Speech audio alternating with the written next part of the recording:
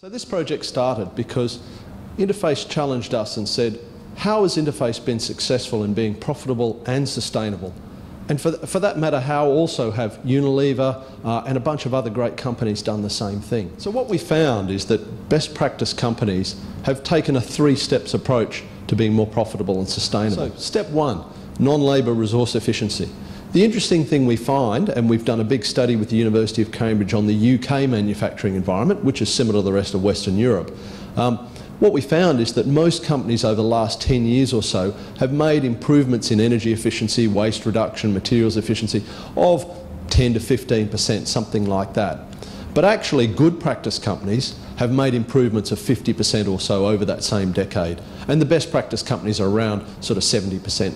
So there's enormous savings to be made there. Not many people know about that, but accessing that is where some significant improvements rely at a very attractive payback period.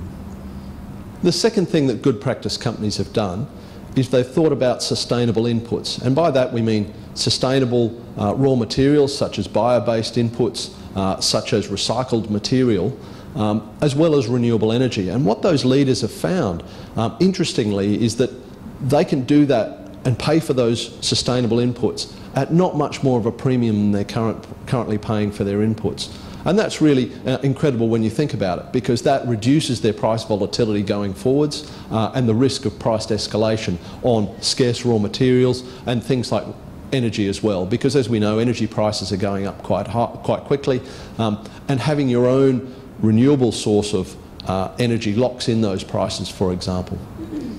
So the third area that we're finding companies are focusing on, having gone through non-labour resource efficiency and sustainable inputs, is then commercialising both of those with things like new products that are greener, new business models and new communications and relationships with their customers, which are increasing revenues, decreasing costs, increasing customer loyalty, and then even internally within companies there's benefits like improved loyalty and staff retention. And so we're seeing voluntary staff turnover rates at leading companies actually quite low.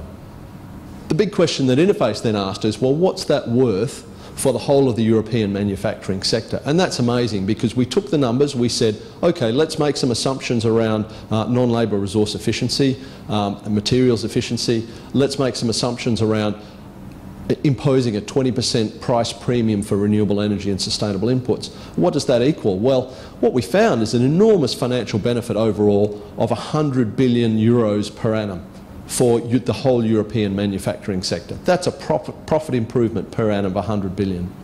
The second thing we found is 170,000 new jobs within European manufacturing, and most of those are local, and they're moderately skilled jobs as well. And then the final thing is an enormous reduction in greenhouse gas emissions, equivalent to about 15% of Europe's annual greenhouse gas emissions, through energy efficiency, through better material choices, and through renewable energy as well.